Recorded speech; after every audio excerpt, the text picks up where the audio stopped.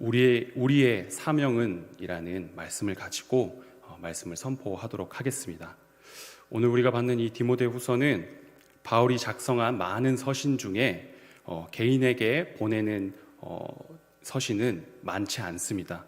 근데 대부분 개인에게 보내는 서신보다 교회에게 보내는 서신이 더 많이 있는데, 오늘 우리가 볼 디모데후서에는 교회가 아닌 영적 아들인 디모데에게 보내는 특별한 서신입니다. 그리고 이 디모데후서가 그저 디모데에게만 전해지는 편지가 아닌 오늘 우리에게도 해당되는 하나님의 말씀인 줄을 믿습니다. 그 이유는 하나님의 말씀은 오늘도 살아있어 우리의 삶에 역사하시기 때문입니다. 본문을 통해 사도 바울이 디모데에게 어떤 가르침과 권면을 주었는지 알아보고 주신 말씀을 통해 순종하며 나아가는 우리 지원교회 성도님들이 되시길 바라겠습니다. 여기 차가운 바닥에 앉아 순교를 눈앞에 두고 있는 한 사람이 있습니다. 그는 시간이 얼마 남지 않음을 알았기에 급하게 서신을 작성합니다. 그 서신의 대상자는 자신의 친아들은 아니지만 친아들과 같이 생각하는 디모데라는 청년에게 보내는 서신입니다. 그 편지는 단순히 안부를 묻는 서신이 아닙니다. 자신을 뒤이어 복음을 이어가는 중차대한 사명을 담은 특별한 서신입니다. 이 편지를 작성한 사도 바울은 복음을 전했다는 이유만으로 로마에 의해 감옥에 투옥이 되었습니다. 바울은 과거에도 많은 핍박을 받았지만 이번만큼은 다른 때와 다르다고 생각하여 순교를 직감하였습니다. 그래서 급히 바울은 디모데에게 서신을 작성합니다. 왜냐하면 디모데는 에베소 교회 목회자였고, 당시 에베소라고 하는 그 지역은 수많은 우상 숭배와 거짓 교사들 그리고 이단들이 넘쳐났고, 네로 황제로부터 기독교인들이 핍박을 받았던 상황입니다. 그래서 에베소 교인들의 신앙이 흔들리지 않을 수 있게 디모데에게 서신을 보낸 겁니다. 오늘 우리가 보는 1절에서 8절은 어려운 상황에서 흔들리지 않고 디모데가 사명을 지킬 수 있게 바울이 인내와 가르침을 주는 것입니다. 먼저 1절을 통해 사도 바울은 자신에게 사도직과 사명을 주신 것은 하나님임을 고백합니다. 이렇게 고백하는 이유는 자신이 예수님이 뽑은 12 사도는 아니지만 하나님께서 자신을 이방인의 사도로서 복음을 전하는 사명을 주셨기 때문입니다. 그래서 사도 바울은 자신의 사도직이 사람에게서 온 것이 아니고 교회에게서 온 것도 아닌 하나님께서 직접 임명받은 사도직이었다는 것을 이야기하는 것입니다. 이런 복음 사명 가운데 사도 바울은 디모데를 생각합니다. 디모데와 사도 바울은 2차 세계 여행 중에 루스드라라고 하는 지역에서 바울과 디모데는 만나게 됩니다. 당시 그 지역의 디모데는 신앙이 열심히 있는 청년으로 인정을 받았습니다. 그렇게 두 사람은 그렇게 만나게 된 후로 바울과 함께 선교 여행을 떠났고 많은 사역을 함으로 그 기간 동안에 디모데와 바울은 신뢰가 깊은 사이가 되었습니다. 신뢰가 깊은 사이가 되었기에 디모데의 가정사까지 바울은 알고 있었습니다. 3절과 4절에 보면은 이제 그런 믿음의 아들 디모데를 바울은 감옥에서 그리워하는 것을 볼 수 있습니다. 그러면서 바울은 디모데의 신앙을 칭찬합니다. 왜냐하면 바울은 서신을 통해 디모데가 받은 사명을 반드시 지키라고 권면하는 것이기 때문입니다. 그것이 바로 디모데가 하나님께 받은 사명입니다. 여기서 우리는 하나님의 부르심을 생각합니다. 성도님들은 부르심이란 무엇이라고 생각하십니까? 우리에겐 각자의 부르심이 있습니다. 그 부르심에는 두 가지 부르심이 있는데, 첫 번째로는 죄로 죽었던 우리가 그리스도의 보혈로 죄사함 받아 하나님의 자녀로 받는 부르심입니다. 두 번째는 하나님의 자녀가 된 사람으로서 맡겨진 사명을 살아내 나아가는 사명자로서의 사명입니다. 부르심입니다. 여기서 디모데에게 말하는 부르심은 후자에 속합니다. 디모데는 하나님의 복음을 전하는 사명자였습니다. 그리고 우리도 디모데처럼 복음을 전하는 사명자로서 오늘의 이 자리에 있는 것입니다. 복음을 전하는 사명, 복음을 전하는 사명이란 말을 들으면 왠지 두려움이 생기지 않습니까?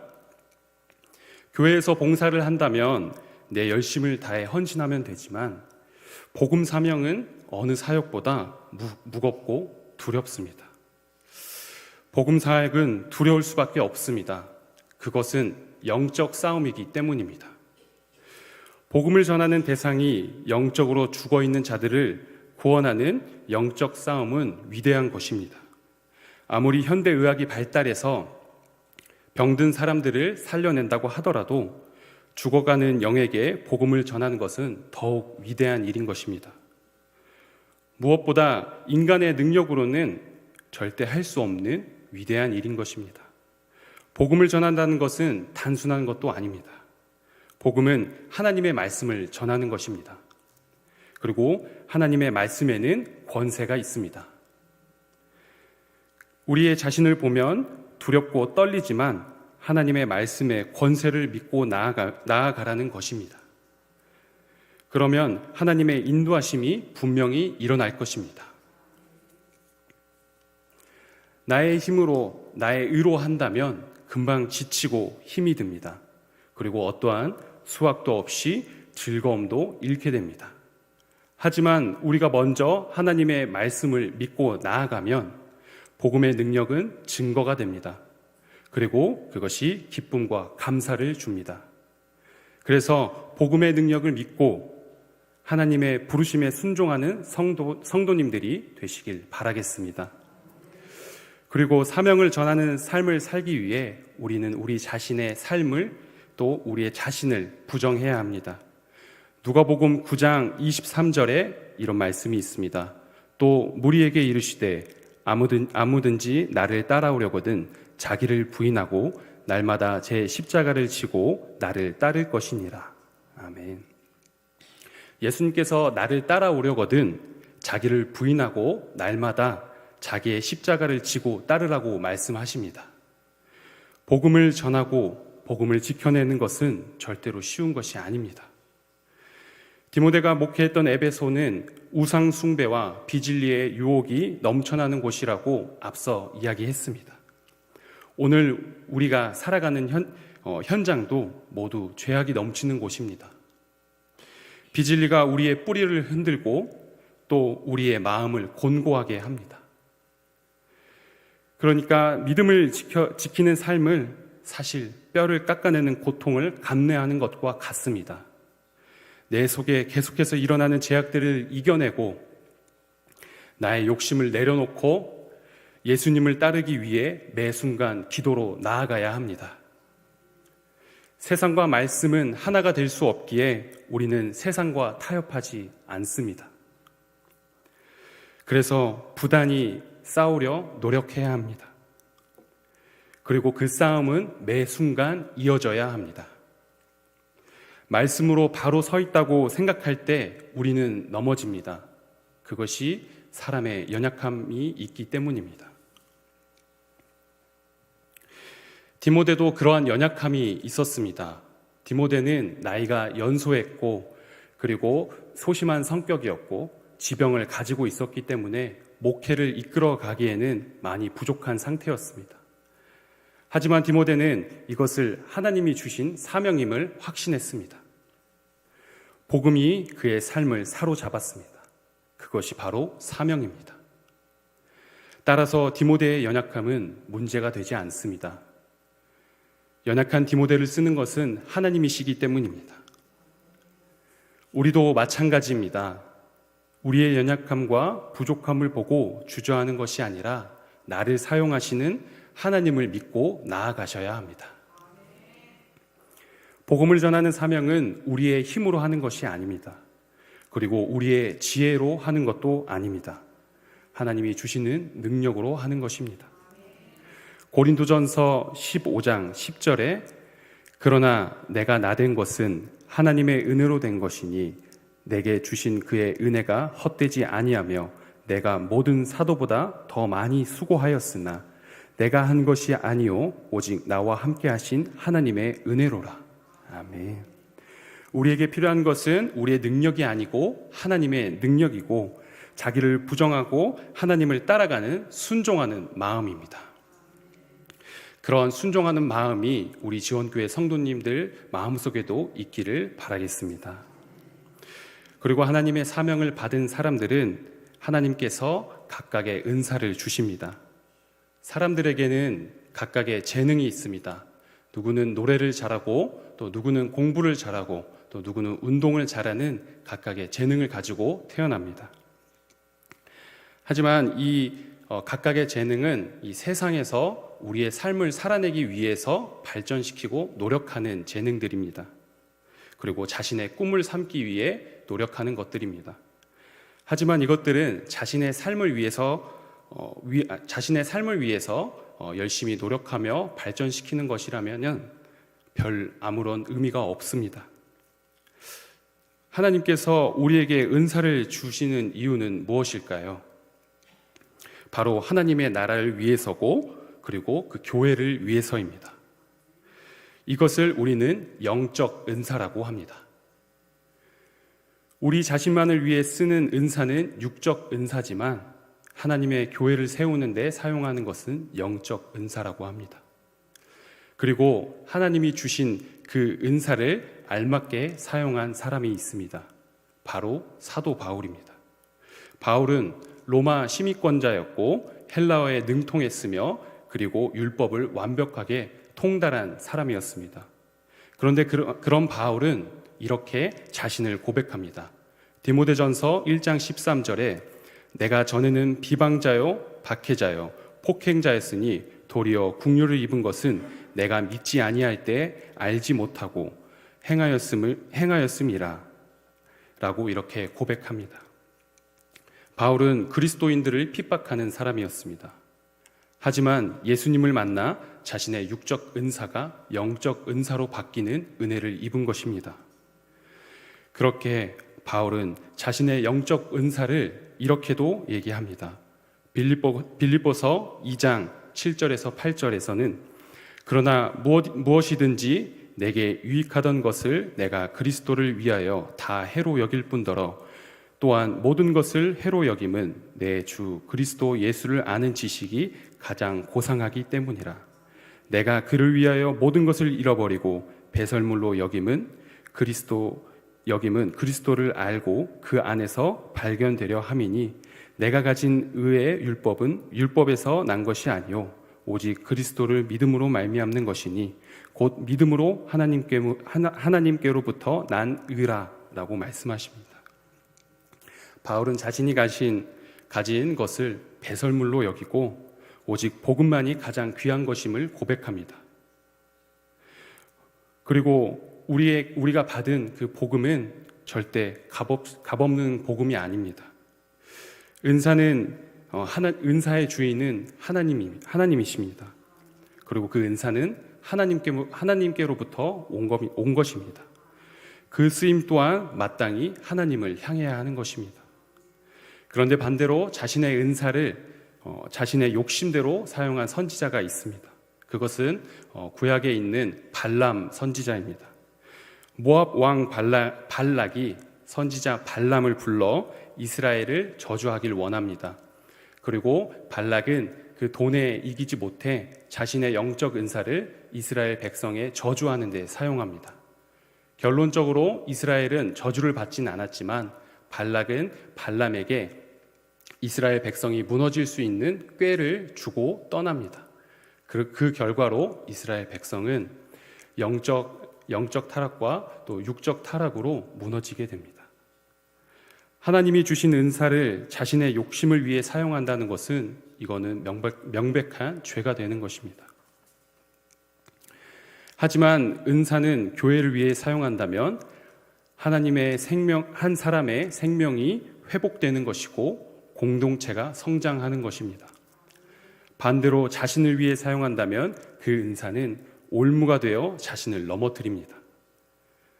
그 이유는 나의 의가 들어있기 때문입니다. 은사는 하나님에게서만 참된 쓰임을 받습니다. 나를 위해 구하는 은사는 하나님의 나라에 맞지 않는 것입니다. 마태복음 6장 33절에 이런 말씀이 있습니다. 먼저 하나님의 나라와 또 그 의를 구하라고 하는 말씀이 있습니다. 그것처럼 우리 성도님들도 우리의 삶을 위해서, 나를 위해서 먼저 구하는 것이 아니라 하나님의 나라를 위해서 그 의를 구하고 또 하나님이 주신 그 은사를 하나님의 나라를 위해 사용할 수 있는 그 믿음을 갖는 성도님들이 되시길 바라겠습니다. 그리고 6절에 보시면 바울이 이렇게 말씀합니다. 그러므로 내가 나의 안수함으로 내 속에 있는 하나님의 은사를 다시 부릴 듯 하게 하기 위하여 너로 생각나게 하노니, 이렇게 말씀하십니다. 디모데가 받은 은사에 대해서 발전시키고 성장하라고 말씀하십니다. 은사는 하나님께서 주신 은혜이지만 우리의 노력이 더해지지 않는다면 온전히 발전할 수 없습니다. 은사는 마치 살아있는 꽃과 같습니다. 제때 물을 주지 않으면 점차 메말라 결국 시들어 버리는 것처럼 우리가 받은 은사 역시 계속해서 가꾸고 노력하지 않는다면 어떤 능력과 효력도 일어나지 않습니다. 우리의 노력으로 은사의 능력이 달라진다는 것은 아닙니다. 하지만 우리는 하나님 앞에 항상 준비된 자로서 살아가야 합니다. 그것이 은사를 받은 자로서의 올바른 자세입니다.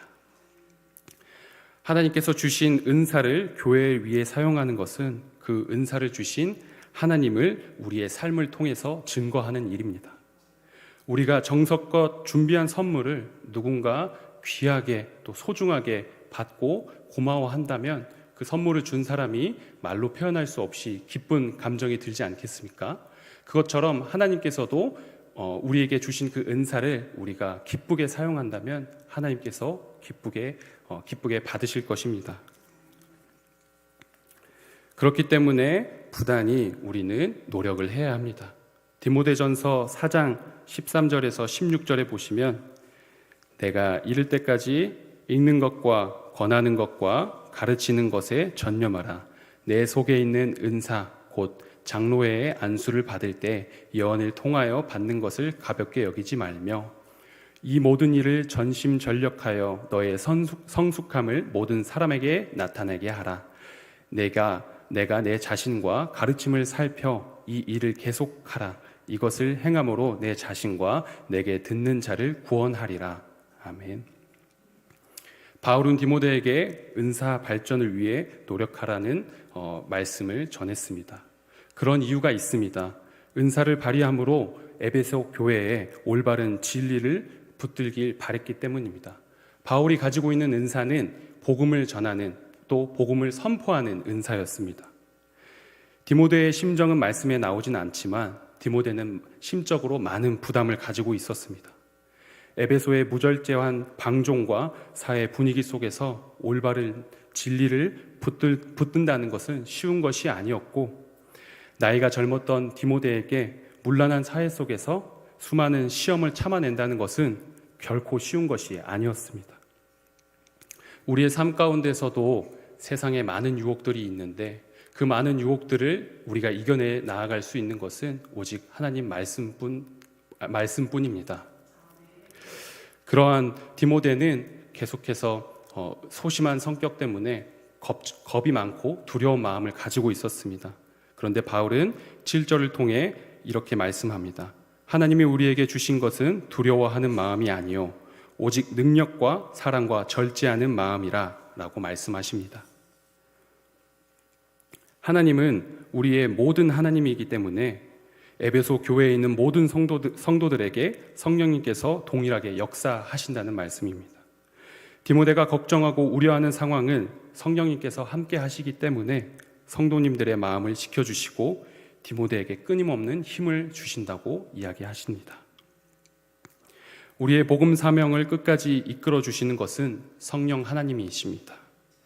우리의 마음을 붙들어 주시고 또 우리를 지켜주시기 때문에 우리가 복음을 전하는데 힘들고 지쳐도 힘을 낼 수 있는 것은 성령님께서 매 순간 함께 하시기 때문입니다. 그리고 바울은 8절을 통해 이렇게 말씀합니다. 그러므로 너는 내가 우리 주를 증언함과 또는 주를 위하여 갇힌 자 된 나를 부끄러워하지 말고 오직 하나님의 능력을 따라 복음과 함께 고난을 받으라 말씀합니다. 바울은 복음을 부끄러워하지 말라고 말씀합니다. 그런데 복음에는 고난이 따릅니다. 역설적인 말이겠지만 복음 사명에는 고난이 따릅니다. 복음은 생명을 살리는 귀한 소식이지만 그 이면에는 고난과 고통이 함께합니다. 바울은 이미 그 고난과 함께 복음을 전하고 있었습니다. 멀리서 보면 희극, 가까이서 보면 비극이라는 이런 말이 있습니다. 부끄러움을 무릅쓰고 복음을 전하는 사람의 겉모습을 본다면 대단해 보이고 세상의 그 어떤 유혹도 이겨내고 흔들리지 않을 것처럼 강인함이 느껴지지만 그 사람의 속은 전쟁터와 같습니다. 계속해서 죄로부터 자기를 부인하고 많은 유혹과 핍박과 고난의 영적 싸움을 하고 있기 때문입니다. 말로는 다 할 수 없지만 수많은 어려움이 사명자의 삶 속에 녹아 있는 것입니다. 하지만 그들은 하나같이 복음을 부끄러워하지는 않습니다. 그 이유는 복음은 하나님이 우리에게 주신 정말로 값없지만 정말 귀한 하나님의 선물이기 때문입니다. 이것은 이 세상 어떤 것과도 비교할 수 없는 귀한 선물입니다. 그리고 복음을 이 세상의 유혹과 맞바꾼다는 것은 자신의 생명을 내어준다는 것과 동일합니다. 복음의 기쁨을 알기 전에는 몰랐지만 참된 진리를 알게 된다면 우리가 소유하고 있는 그 모든 것을 배설물로 여기고 또 그 하나님이 주신 그 구원이 얼마나 값진지 알게 될 것입니다. 우리 모든 그리스도인들은 그리스도의 증인입니다. 그렇기 때문에 그리스도 때문에 어리석게 될 준비가 되어 있어야 합니다. 우리가 이 땅에서 복음을 전함으로 받은 고난과 고통은 하늘에서 받게 될 상급과도 같습니다. 우리가 만약 복음을 부끄러워한다면 그것은 바로 하나님을 부끄러워하는 것과 같습니다. 마가복음 8장 38절에 이런 말씀이 있습니다. 누구든지 이 음란하고 죄 많은 세대에서 나와 내 말을 부끄러워하면 인자도 아버지의 영광으로 거룩한 천사들과 함께 올 때에 그 사람을 부끄러워하리라 라고 말씀하십니다. 복음이 부끄럽다면 그리고 그 고난을 받기가 두렵다면 하나님 앞에 기도로 나아가야 합니다. 내가 당연히 전해야 할 이 복음이 나를 억누르고 하나님 앞에 나아가지 못하게 한다면 그 기도로 복음의 부끄러움과 고난을 받을 수 있게 하나님 앞에 그 힘을 달라고 구하셔야 합니다. 복음은 절대로 부끄러운 것이 아닙니다. 그리고 복음은 예수 그리스도의 승리의 소식입니다. 우리는 그 승리의 소식을 기뻐하고 전심으로 전해야 합니다. 그리스도께서 복음을 부끄러워하지 않는 본을 보이셨습니다. 예수님께서는 하늘 보좌 버리시고 연약한 인간의 몸으로 이 땅에 오셨습니다. 예수님의 오심은 우리의 죄악을 씻어주기 위해서 이 땅에 오신 것인데 예수님께서는 십자가에 못 박히시기 전에 수많은 고난과 고통과 수치심을 당하였지만 예수님께서는 그럼에도 불구하고 그 복음을 전하는 것을 부끄러워하지 않으셨습니다. 그러한 예수님의 본을 담는 우리 지원교회 성도님들이 되시길 바라겠습니다. 우리의 가장 확실한 본이 되신 예수님을 우리는 따라야 하고 또 우리는 그런 사명자로서 살아가야 합니다. 그리고 예수님께서 사명자로서의 살아가는 삶이 얼마나 어려운지 알고 계십니다. 인간의 몸으로 오신 예수님께서는 인간으로서 받을 수 있는 많은 고통과 또 시험들을 당하셨기 때문에 사람이 그 죄 앞에 얼마나 연약한지 알고 계십니다. 그렇기 때문에 우리는 예수님께 거짓없이 나아가 우리가 가지고 있는 어려움과 또 고통들을 또 무거운 짐들을 예수님께 맡겨드려야 합니다. 마태복음 11장 28절 30절에 수고하고 무거운 짐진 자들아 다 내게로 오라 내가 너희를 쉬게 하리라 나는 마음이 온유하고 겸손하니 나의 멍에를 메고 내게 배우라 그리하면 너희 마음이 쉼을 얻으리니 이는 내 멍에는 쉽고 내 짐은 가벼움이라 하시니라. 예수님께서는 우리와 함께 하십니다. 그러니 우리는 믿음으로 우리의 사명을 감당해야 합니다. 연약한 우리는 죄악에 넘어지고 실수합니다. 하지만 우리는 그럼에도 불구하고 예수님 앞에 나아가야 합니다.